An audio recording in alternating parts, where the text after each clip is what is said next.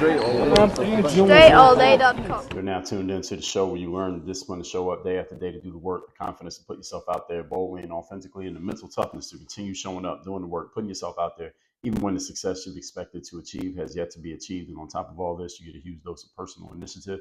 That is the go-getter energy that moves any one of us, including yourself, to go and make things happen instead of waiting for things to happen. And then we put all this together into a series of frameworks, approaches, insights, strategies, and techniques all underneath the umbrella of one unifying philosophy that is called Work on Your Game. My name is Dre Baldwin, also known as Dre All Day, and welcome to the show.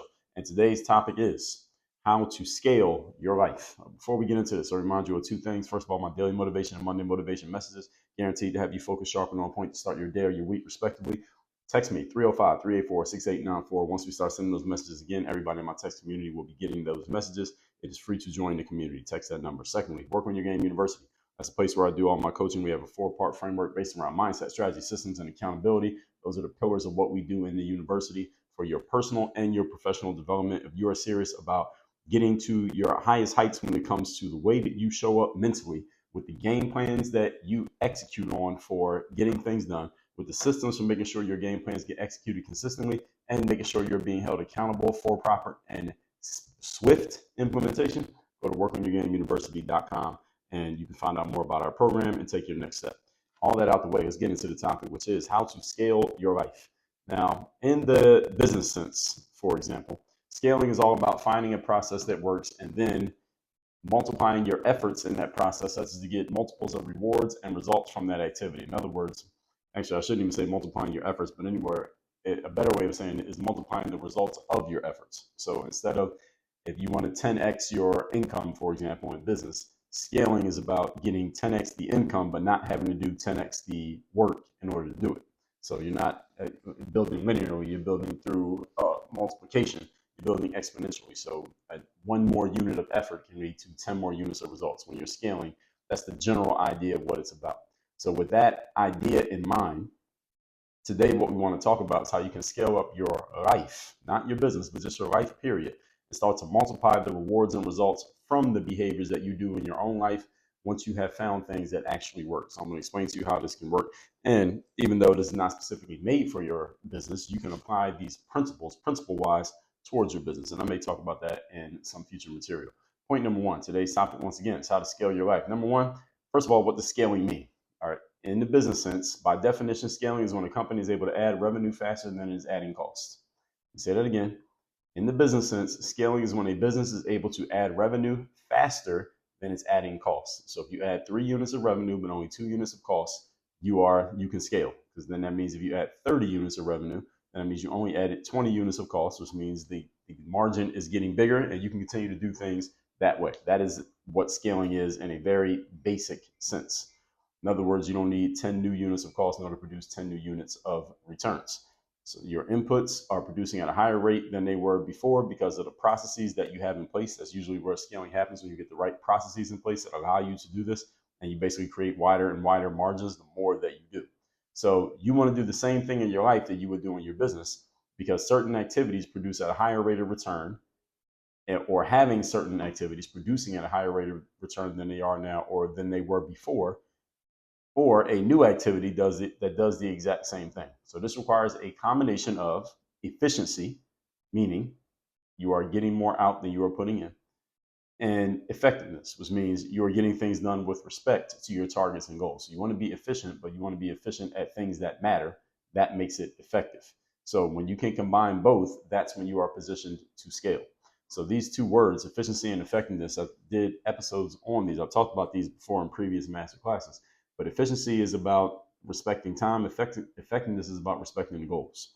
And you got to make sure you're doing both. Sometimes we may find ourselves trying to do things quickly and easily and with as little input as possible, which is a good idea if it's still getting to the right outcome. The challenge is sometimes we're being efficient at things that simply don't matter. So you don't want to get good at the wrong things. As the saying goes, majoring in minor things. You may be great at a process, but is that process actually helping to move you forward and really getting your business or your life or your career where you want it to be? If the answer is no, then it's cool that you're efficient at it, but does it really matter in the big picture? No, it doesn't. Doesn't mean that that thing does not need to be done, but it also doesn't mean that that's the main thing that needs to be done. It's not one of your big dominoes that's really going to move you forward. So hopefully it's something that you are able to delegate and pass off to some entity other than yourself, so you can focus on the main things, which need to be things that fall under the effectiveness category. Effectiveness is not just about being productive, because you can be productive at things that don't really matter. And it's not just about being efficient, because you can be efficient at things that don't matter. You cannot be effective at a thing that doesn't matter, because by definition, it's not effective if it doesn't matter. What makes something effective is the fact that it matters. So even if you're not that efficient at it, or not even that productive at it, well, you probably want to fix the productive part. If you are getting things done that are effective, then that matters. That's what the big domino is about. What's the one big thing that I could get done right now that will make the biggest impact and make the biggest difference for me, for my life, for my business, my team, my environment, my community, etc.? That's the question you should be asking yourself. The answer is going to be the thing that is most effective.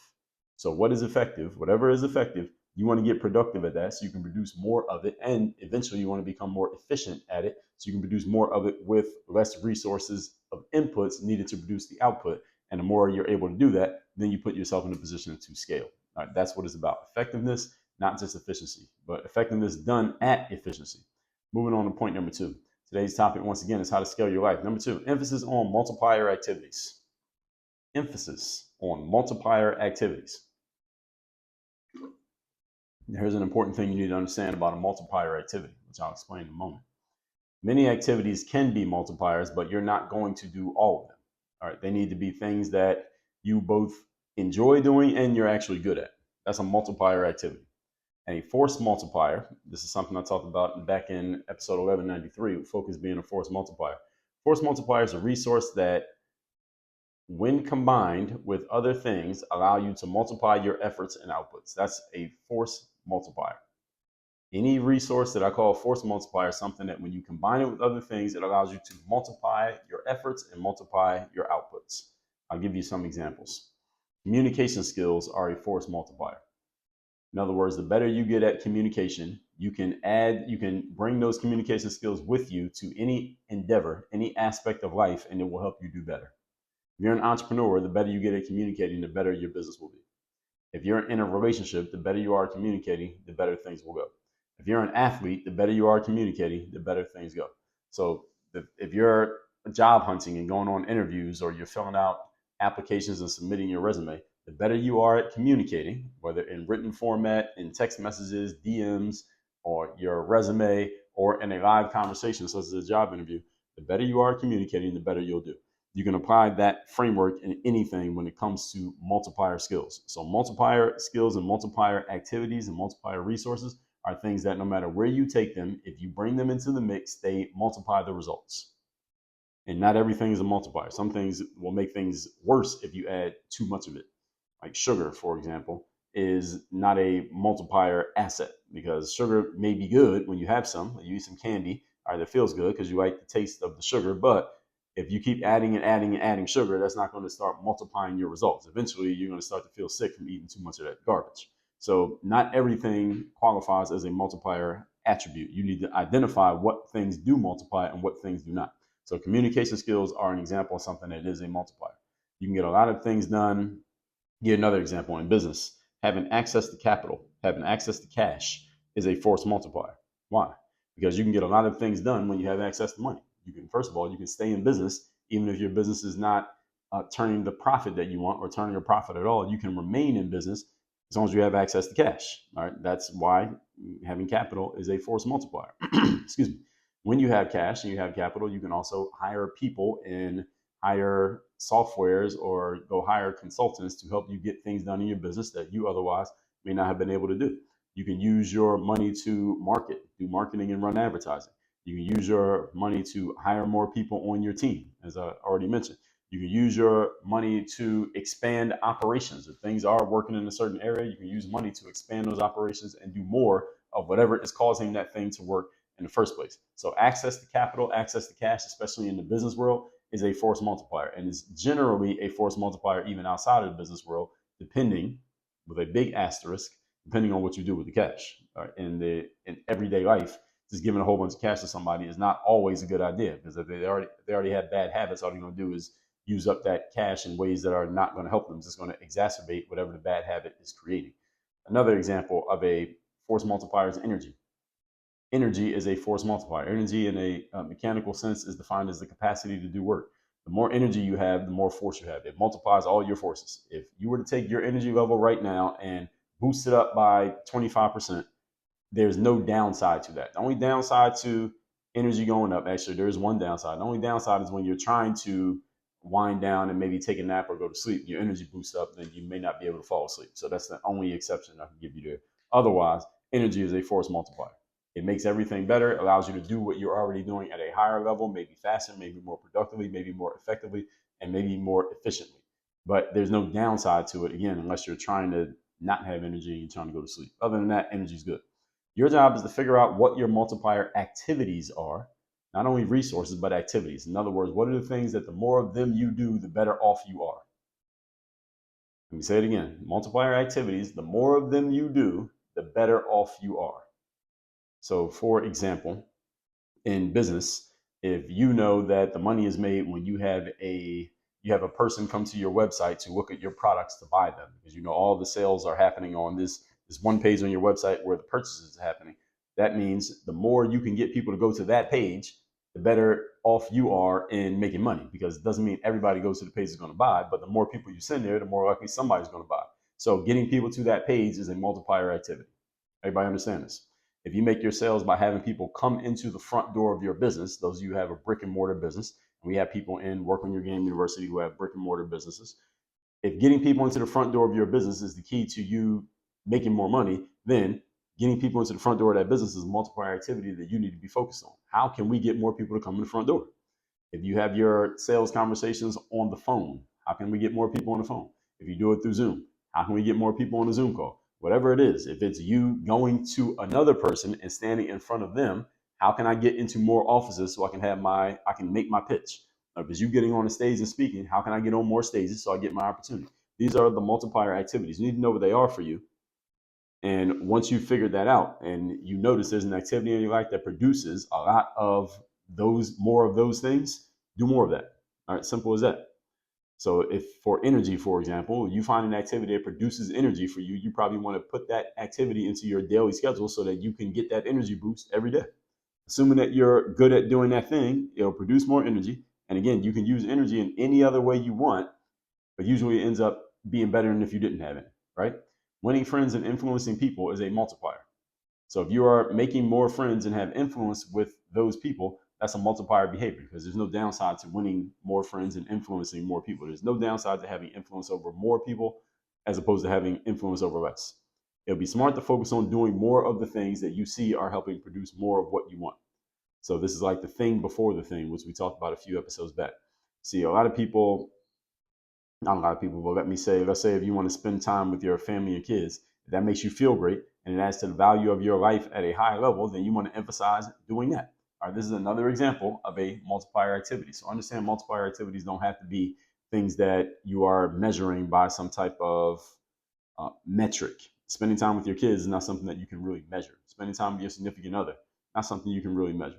Having a good time watching a movie, you can't really measure that. Working out, you can't really measure the fact that you worked out. I mean, you went to the gym or you didn't, but there's not really anything to measure. The point being, you want to put yourself in a position where you are doing the multiplier activities that are making everything else in your life and or business work better. And they're different for each person depending on your situation and depending on who you are, is why you need to figure out what this is. You come into Work on Your Game University, we'll identify your multiplier activities and your multiplier assets and attributes, and we will strategize for how to actually use them the right way, systematize it, and make sure that they're being implemented in the right way so that you're getting more results quicker. And we do this quick. I'm talking within 2 weeks. Third point, today's topic, once again, is how to scale up your life. Number 3, offloading of activities.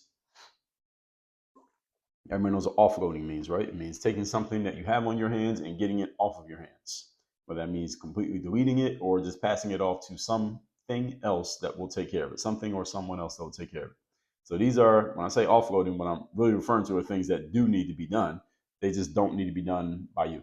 Okay, so the offloading process, this is the key, it often will cost you money. Offloading costs money. So for example, I just got a renewal notice in my, what do they call this? Apple App Store, because there's a app that I use to edit photos. So I got all these photos on my phone. Whenever I want to post a photo on social media, for example, I open up my folders, find a photo that I want to use. I use this editing app, and this app can do all kinds of things. It has all these filters. It can do AI. It can do all this stuff.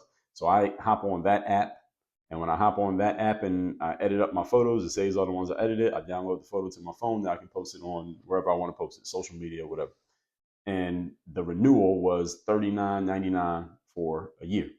I'm bringing that up to let you know that the offloading of photo editing, so I don't have to go into an app and kind of like figure out what edits. Because when I talk about editing a photo, folks, I'm not taking 15 minutes to edit a photo. I will find a photo that I want to use, and I give myself about 2 minutes to do whatever edits I'm going to do, and then I'm downloading the photo and I'm posting it. I'm not a female.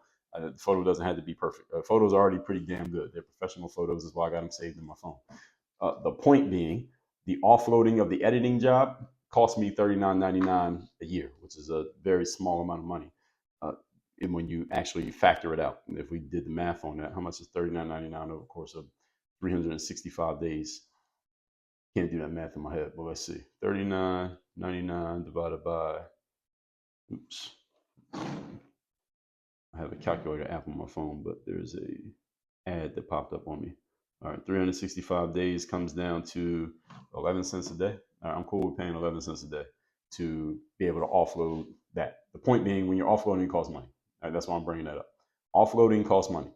So I remember I used to, before I found apps and places where I could easily find photographers, I would see myself in the mirror and say, man, I look good today. I need to get a photo of how I look right now. I would try to take pictures of myself. And people still do this. We still do selfies and stuff like that.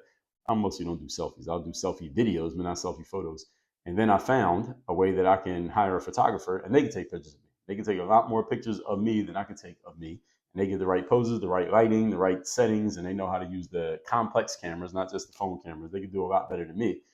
But the offloading of that task, getting photos of myself, that's the task, getting photos of myself, which I need, that costs money. To offload that costs money. I got to pay the photographer for the photo shoots. Good news is I can find places where I'm okay with the price. I'm okay with whatever it pays. So this offloading that I'm bringing up here in point number 3, it costs money. You want to offload tasks to other entities outside of yourself. This costs money. It is not free to offload. Okay. Now, key point.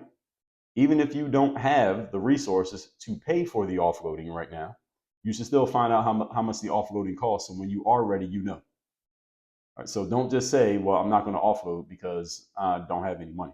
Find out exactly what it costs.